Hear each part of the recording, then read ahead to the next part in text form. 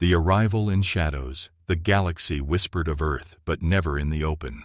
The other worlds called humans dangerous, unpredictable, and too stubborn to be controlled. Some feared them, others hated them, and a few powerful forces decided that the only way to control humanity's rise was simple: remove its leader. It began on a cold night in Geneva, where the World Assembly headquarters stood tall under glowing lights. Inside, leaders from every corner of Earth gathered. At the center of it all sat the President of Earth's Council, a man chosen not for power, but for his ability to unite a planet that had once been divided. He was calm, sharp, and carried a presence that made even his enemies lower their eyes. But in the shadows above, far beyond Earth's atmosphere, a ship drifted silently. It was not human. Its hull was blackened with strange patterns designed to bend sensors away.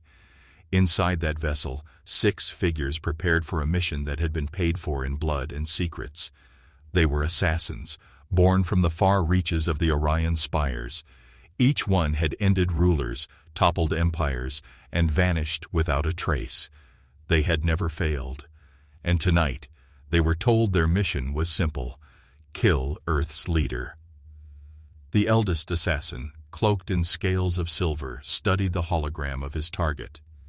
"He looks fragile," he hissed, his voice like metal scraping on stone. The second, a thin creature with eyes like glass, replied coldly, "Do not underestimate prey. Humans have survived storms and wars, but this one bleeds like all others. Once his blood spills, their unity dies." They believed their words, yet none of them truly understood what humanity had become. They saw Earth's council as a throne, not as a shield forged by centuries of survival. Down below, the Earth President stepped onto the balcony of his quarters. The night sky stretched wide, stars scattered, red like diamonds across black silk. He had heard rumors of plots, whispers of contracts, and warnings from allies that some in the galaxy wanted his head. Yet he did not flinch. Humans had faced extinction before, and he knew that leadership was not about safety, but about standing firm when others tried to break you. A faint hum stirred above the clouds. No human ear could hear it. No Earth radar could see it. The assassins had begun their descent.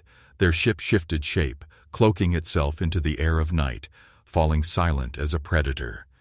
In the control chamber, the youngest assassin spoke nervously. "Something feels wrong. The humans, why are they not guarded by fleets? Why is the leader so exposed?" The elder silenced him with a hiss. "Because they are arrogant. They think no one would dare strike them. And tonight, they will learn how wrong they were." But in truth, the assassins were the ones blind to the truth. Earth had no need to wrap its leader in armies and fleets. Humans trusted something greater: themselves. Every soldier, every engineer, every mind on Earth stood ready when danger came. Earth's greatest weapon was never a single man or woman. It was the collective will of billions who refused to kneel. Still, the assassins slipped into the night, silent and sure of victory. They moved through corridors, shadows within shadows, blades that thirsted for blood. Their target was close. Inside, the president sat at his desk, writing words that would be read by the next generation. His pen moved calmly across the page, even as the walls seemed to tremble with something unseen. He paused, sensing a presence. His eyes lifted toward the darkened corners of the room. The first assassin raised his weapon, a blade made of living metal that whispered as it moved. He prepared to strike, and then the lights flickered.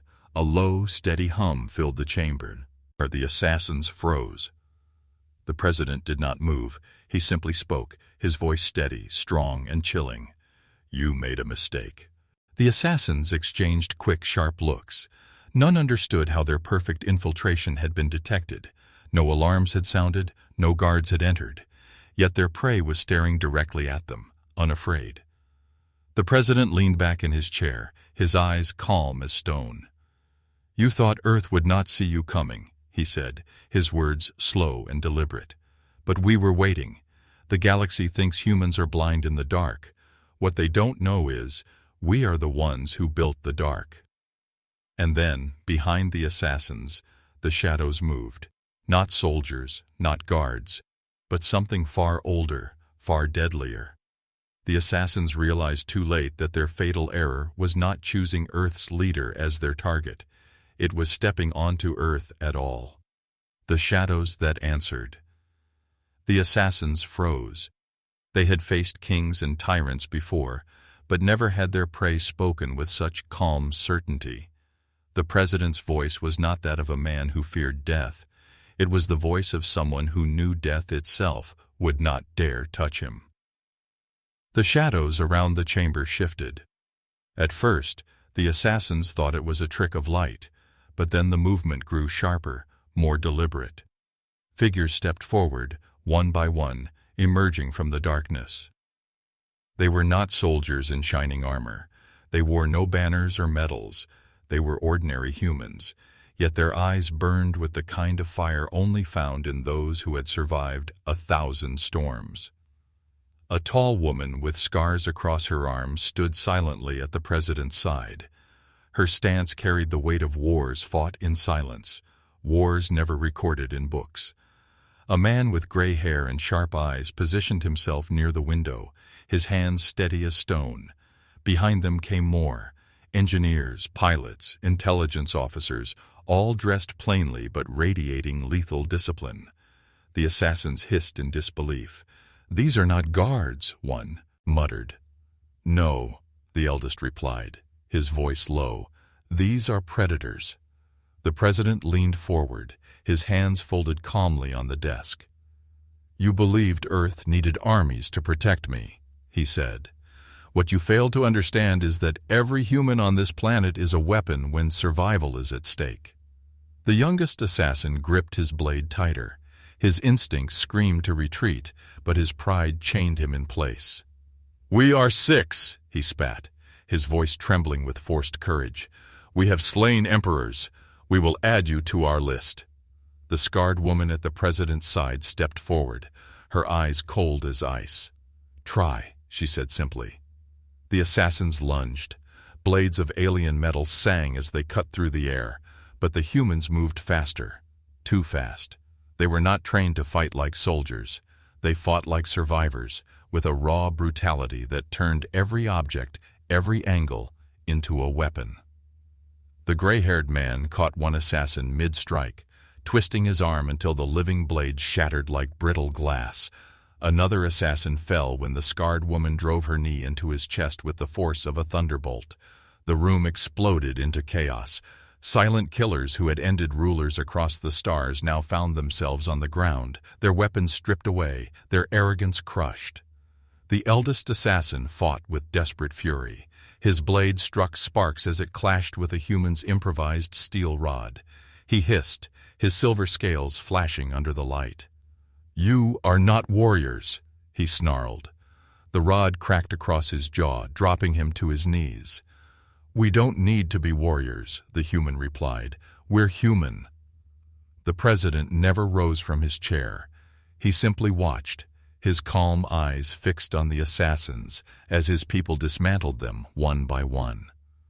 When the last assassin fell, pinned and beaten, silence filled the chamber. The youngest assassin struggled, gasping for air, his eyes wide with disbelief. This was supposed to be simple," he whispered. The president finally stood, his presence towering over them without effort. "That is where your masters miscalculated," he said. "They believed killing one human would break us, but on Earth a leader does not command from above. He stands with his people. If you kill me, another rises. If you strike one, billions rise. That is the truth of humanity." The assassins had no answer. Their pride, their history of perfect kills, all crumbled under the weight of reality. But the president was not finished. He turned toward the scarred woman. "Send the signal," he ordered. She nodded, pressing a small device at her wrist. Within seconds, satellites high above Earth came alive, their networks awakening like eyes opening in the dark. Across the galaxy, hidden channels carried a single message: one that every empire, syndicate, and council would hear. The message was simple, a warning. We know you sent assassins. They failed. Choose your next move carefully, because Earth will not forgive a second attempt. For the first time in centuries, the assassins felt something they had never known before. Not fear of death. They had lived with that all their lives. This was different. This was dread. They realized the fatal error was not the mission itself. It was believing Earth was still just another planet. The galaxy had underestimated humanity, and now the galaxy would pay. The galaxy trembles. News traveled faster than light. Within hours of the failed assassination, whispers spread across the stars.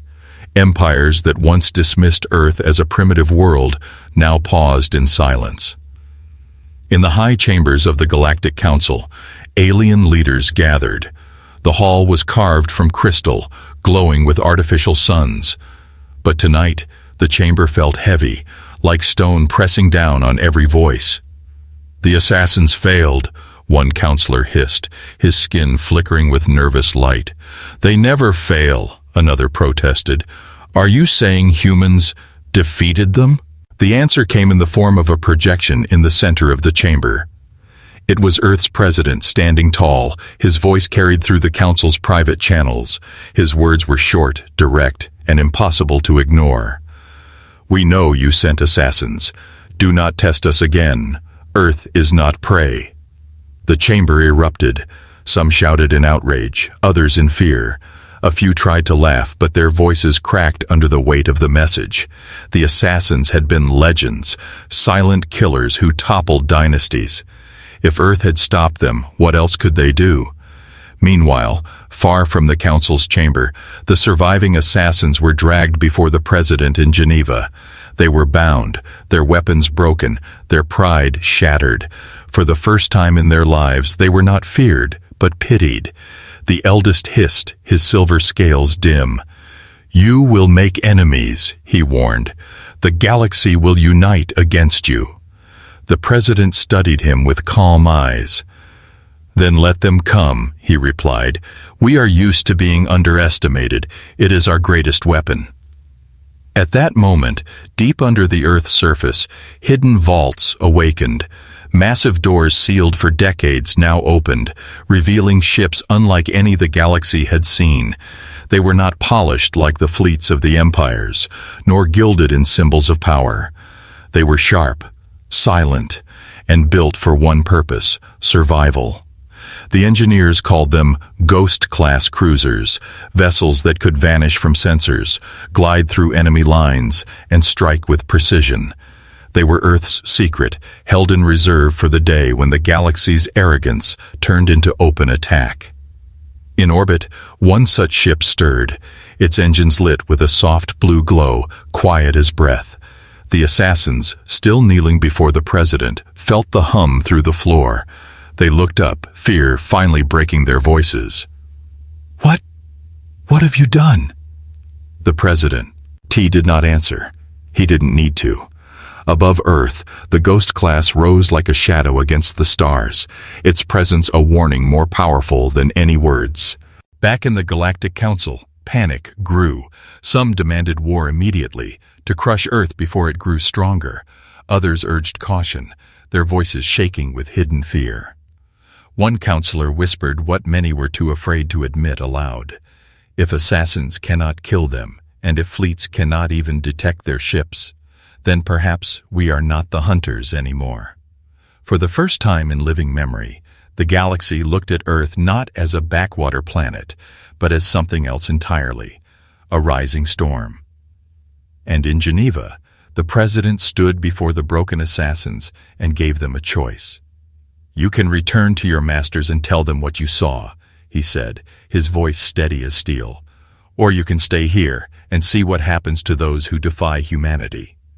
The assassins said nothing. Their silence was not defiance anymore. It was dread. Because deep in their bones, they knew the truth. The fatal error had not been targeting Earth's leader. The fatal error was making Earth reveal its hand. Earth's answer. The Galactic Council chamber was chaos. Voices clashed, threats were hurled, and fear dripped like poison into every word. Empires that once believed themselves untouchable now argued like frightened children. But while they argued, Earth acted. High above the planet, the first Ghost-class cruiser slipped into the void. Its surface shimmered, then disappeared completely from alien sensors. To the galaxy, it simply vanished, as if swallowed by the darkness of space. Inside the ship, the crew worked in silence. They were not chosen for bloodlines or rank. They were engineers, scientists, soldiers, even miners. Ordinary people united by something greater than fear. They knew the galaxy would not forgive Earth for surviving the assassination attempt. They also knew humanity had no choice but to show its teeth. The cruiser's commander gave the order. Begin.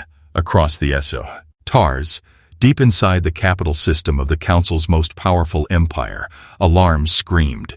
Defense grids lit up, fleets scrambled, and commanders shouted orders. But no enemy appeared on their sensors. Their skies looked empty. Their scanners showed nothing. Then, without warning, every defense satellite shut down at once. Warships floated blind, their targeting systems dead. On the surface of the capital world, giant holographic towers flickered to life, not with the Empire's symbols, but with a single human message, written in bold, white letters across their skies. We see you. We are watching. Choose wisely. Panic swept through the Empire. Citizens screamed, soldiers fired blindly into the void, and commanders demanded answers, yet no trace of intrusion could be found. The Ghost-class cruiser was already gone, sliding back into the shadows before anyone even knew where it came from.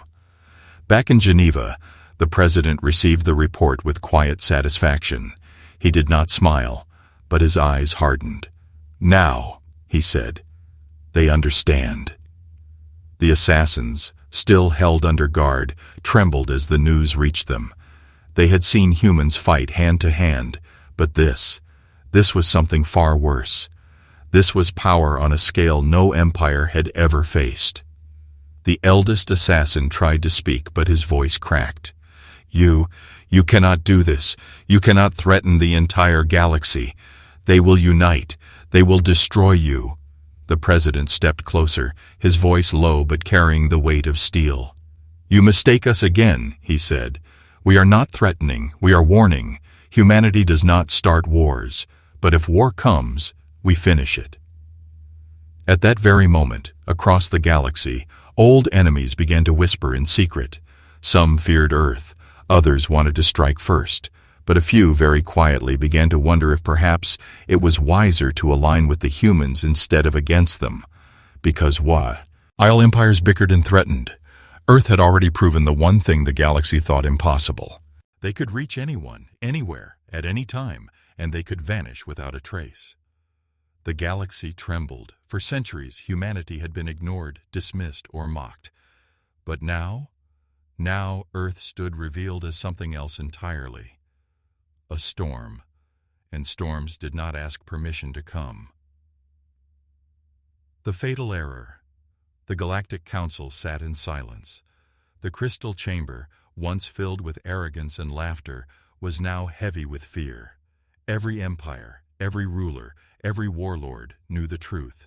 The assassins had failed, Earth had answered, and the shadows of humanity were now everywhere. For the first time in living memory, no one dared speak. Then the great screen at the heart of the chamber lit up again. It was Earth's president. His image was calm, his voice steady, but behind him, the faint outline of a Ghost-class cruiser glowed against the stars. You sent killers to end me, he said. You failed. You thought humanity would break. Instead, you forced us to reveal what we keep hidden. That was your fatal error. Gasps rippled through the chamber. The assassins' employers, those who had paid for Earth's destruction, lowered their eyes. They had unleashed something they could not control. The president continued, his voice rising, echoing across every system. We are not like your empires. We do not build thrones of fear. We build bonds of survival. You mistake unity for weakness. You think killing one of us will silence us. But understand this. Kill one human, and a billion rise in their place. The chamber shook with the weight of his words. The counselors whispered, their faces pale, their confidence shattered. And so, the president said, his tone sharpening like a blade, we give you one chance. Leave us in peace, or test us again, and learn what happens when Earth fights without restraint. At that moment, the Ghost-class cruiser uncloaked fully behind him, its meteors frame blotting out the stars. It was not alone. Across the galaxy, one by one, more ships revealed themselves, silent, patient predators that had been hidden for years. Dozens, then hundreds. The galaxy froze. These were not fleets of conquest. These were fleets of survival, built quietly, never flaunted, designed only for the day when humanity would be forced to rise. The eldest assassin fell to his knees, his pride crushed into dust. He whispered in his own tongue, We were blind." The president's eyes locked on him. "No," he said softly, "you were arrogant." Then the signal ended. The Ghost-class cruisers vanished again, slipping back into the dark, leaving only silence behind. The Galactic Council broke into chaos. Some screamed for war, others begged for peace, but deep inside, they all knew the truth. Earth had already won without firing a single shot. Because power was not always in weapons, it was in will, and humanity's will had just been revealed as unbreakable. On Earth, the president returned to his desk. His people stood with him, ordinary humans, scarred by struggle, bound by survival, and stronger than any empire could imagine. The assassins' fatal error was not choosing Earth's leader as their target. Their fatal error was reminding the galaxy of something it had forgotten. Humans are not prey. Humans are the storm.